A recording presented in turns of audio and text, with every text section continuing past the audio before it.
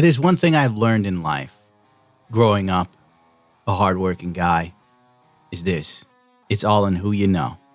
No matter how good you are at something, no matter how much you can devote to it, it doesn't matter in the end of things. I learned this in the music industry. I learned it the hard way. It didn't matter. I devoted nearly more than half of my life to music, to be a remotely decent musician. When push came to shove, and I was this close to achieving my dreams, it all fell apart because my band didn't have a social media presence. We didn't have enough followers and all this other garbage that you needed. One of the reasons why I started doing YouTube, to deal with my depression. And I figured I get big enough, maybe someone would pay us attention. But the game never changes. It's been rigged from the start. The pieces have already been set, the outcome already determined. Now, I've sat back many times on YouTube and held my tongue because I knew too much. And when you know too much and you open your mouth, it's a good way to go up missing. When the whole YouTube fiasco hit, where Google was exposed for wanting to tamper with search results to make sure they would avoid a Trump situation, and people sent it to me in shock. I've checked a couple emails. Gundam, did you see? Did you hear about this? This is crazy.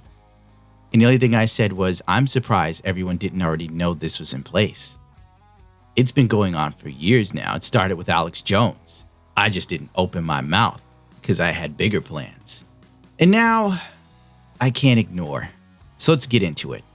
As I have been a victim of being on the YouTube blacklist and working my best to find a way around it, even speaking to creator support, which is actually useless, they tell me platitudes and information I already know, as if it would somehow elude a man of my capabilities and vision. I may play the fool, but I assure you, I pay attention to all the pieces on the chessboard, because only a fool would walk into any situation blind. I believe it was Emmanuel Rahim. I could have his name wrong. He was the chief of staff for President-elect Obama. And he said something once that stuck with me for years. You never want a serious crisis to go to waste. And what I mean by that, it's an opportunity to do things that you think you could not do before. Now, in light of the Carlos Maza fiasco, which honest to God, I still to this day feels it was nothing more than the whinings of a man who really shouldn't whine like a woman. But in this day and age, most men can't tell whether they're a man or a woman lest they check between their legs. Cried about being made fun of by Steven Crowder. Big whoop, you know? He then militarized Gay Pride Month by saying YouTube doesn't care about its gay creators. One of the biggest lies on the platform. YouTube pushes its gay creators like you wouldn't believe. Now, as a man who grew up in drag, around the drag community, I've seen it go from being something that even in the gay community was like frowned upon to now being this international sensation. It's strange how 30 years can just change a society's perception of things. And YouTube is definitely very catering to its gay community. So for him to run around and militarize it under this sort of false pretense that he is this weak and underempowered man who, for God's sakes, works for Vox, and his videos get like a million views per whatever. How could he even play that? But whatever, it worked out to his favor. Once again, if you have a weapon, use it. This is all warfare at the end of the day. In light of this, YouTube once again makes changes for the second time because a gay creator was affected. The first time was James Charles with the whole cancel culture. And like I said before in that video, he'll be fine. He'll bounce back like nothing happened. And he did. It's all part of the plan, children. Now, with Carlos Maza, YouTube drafted their creator-on-creator harassment rules. This was on July 11th. The writing was on the wall for many of us, such as a man and myself, whose form of satire is frowned upon because it's the new cuddly culture. You know, for God's sakes. God forbid someone have a sense of humor that doesn't align with yours. Humor doesn't need to be subjective, it needs to be inclusive. That's where we're headed. I knew that this was a bigger thing, the creator-on-creator harassment. This would be to protect something. But I wasn't 100% sure of what, and as always, time is the ultimate teacher, and time reveals all. It then became evidently clear. YouTube was going to plant their own content creators. From a business standpoint, it is brilliant. It's brilliant in its simplicity. And sometimes simplicity is the very best way to go about things. Don't overthink it. Go the easiest road. I learned that with painting. This Janelle girl, who I was completely and utterly unaware of, all of a sudden was on Reddit. This post made 9 days ago by Jao300. I probably said your name wrong. Please forgive me. Anyone else feel like this person is planted by YouTube? Just a casual girl living with her pet snake in a van seems like something which is pitched for a movie. She has 2 videos up and 800k subs. Something seems off. And then it all became clear. YouTube does what YouTube does. Except this time they're more brazen. They will push creators and platforms that they like. Channels they like will be on the trending page. For God's sakes, they have up-and-coming creators that barely can scarce 700 views even on the trending page, which is pathetic. YouTube constantly pushes major news outlet sources and then suppress news from YouTubers. It's all part of the plan. You know what I noticed? Nobody panics when things go according to plan. Even if the plan is horrifying. If tomorrow I tell the press that like a gangbanger will get shot, or a truckload of soldiers will be blown up, nobody panics. Because it's all part of the plan. The plan to make sure they control the narrative. YouTube will no longer be YouTube. It should be changed to UsTube, to those that they decide were curated for this. Now, the motive here, which eludes many people, surprisingly, much to my dismay, that something so blatantly obvious can be unforeseen. This is one, a move to have creators that they can control. There will be no controversies, no sort of backlash, no sticky drama. And then you can use them to sell products. In the end, make money. A revenue source that you never have to worry about ever being a problem. At one point, PewDiePie was the face of YouTube, but he made too many mistakes. Far too many mistakes that, honest to God, if I were in his position, I wouldn't have made. But it happens. People are people, they make mistakes. How do you go about having a face that generates revenue without any controversy? You remove the person, and you get an actor to fill that void. On top of this, with the new sort of BS of creator-on-creator harassment, it will give YouTube the ability to snuff out any opposition. Anyone that questions this, anyone who points out this, anyone who comes too close to the truth will be silenced. In a sense, it's almost like being killed, but your social media will be the one that dies. And believe me when I say this, YouTube knows everything about you. Not YouTube, Google, I should say. Now, I shouldn't go too far off on the conspiracy bandwagon simply because I don't know how much Google itself knows what YouTube is doing. Because frankly, YouTube is demonetizing games like Mortal Kombat that are going to be on Google's Stadia. It makes no sense. And I know it's supposed to be Stadia, but I prefer Stadia because I want to be sedated. Cue the Ramones music. It all makes sense now. YouTube is now going to take it one step further because even James Charles, who was their new golden boy, had some dirt come out on him and it ruined him a bit. Normal people cannot be controlled, so now they're going to have people they can control and they will go out of their way to make sure they're seen. This Janelle girl got 1 million subscribers in days, 1.4 million in days. YouTube is now putting together systems to make sure that you can't monitor the subscriber count. This all correlates into something mischievous. And if you've noticed as of late, Google's whole motto of don't be evil, they no longer use that anymore. It should scare you. Sure as hell scares me. Now, some people sit there and go, well, she was given a shout out by some YouTube channel and Philip DeFranco. Who gives it? Who cares about Philip DeFranco? He's another one on the inside. All right. When that whole Google mess came out, when they're exposed for wanting to tamper with search results to avoid a Trump situation, he was still on the fence about it. But then again, it's understandable. You don't bite the hand that feeds. Law 1. Never outshine the master. Judgment. Always make those above you feel comfortably superior. In your desire to please and impress them, do not go too far in displaying your talents, or you might accomplish the opposite, inspire fear and insecurity.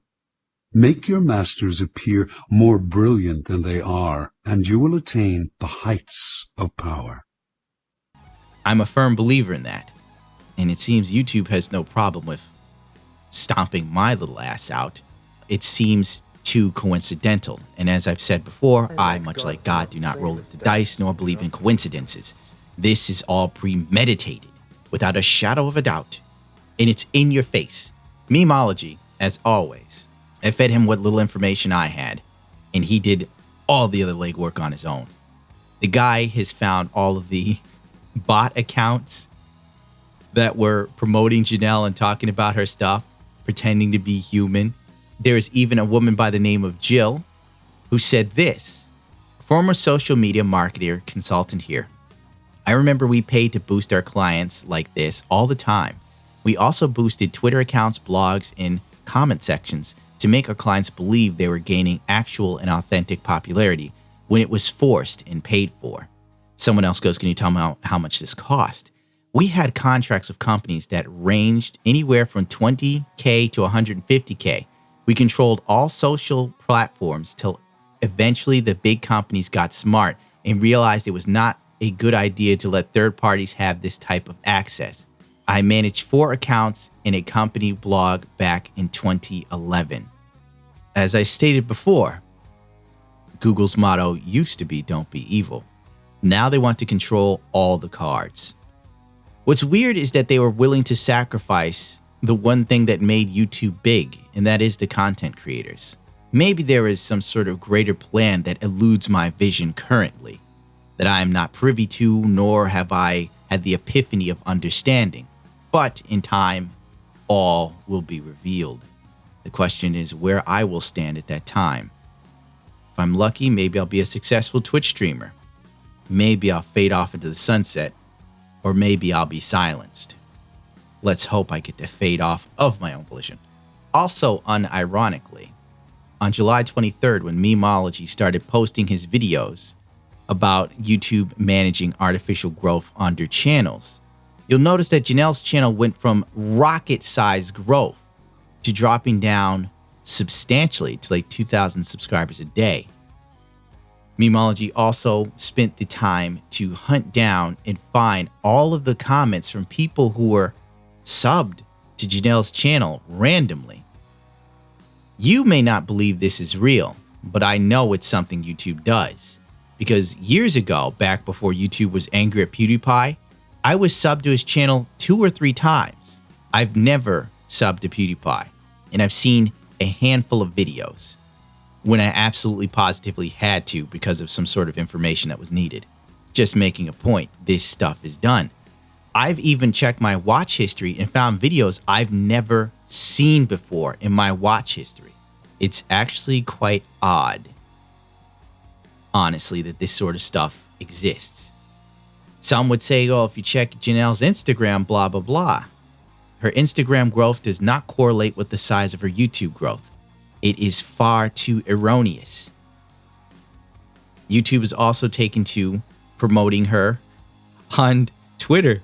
Ironically, YouTube promoted her on one of my followers' timelines directly after I posted destroy real content creators, plant new ones. It's actually poetic in a sense. Welcome to the new YouTube. You can write this off as conspiracy theories, if you so choose. You can bury your head in the sand. The only thing that bothers me is when I see comments such as these, when someone goes, I don't mind if she was set up by YouTube, she's an interesting person. With that thought process most people tend to have, I say this. Your spear?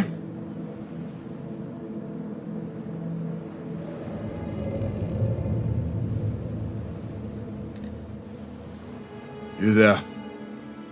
Ephialtes.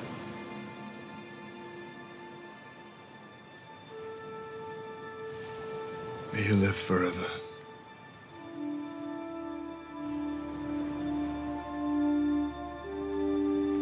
I hope you enjoy your future, because it will be determined for you in time. The ultimate goal of everything is control.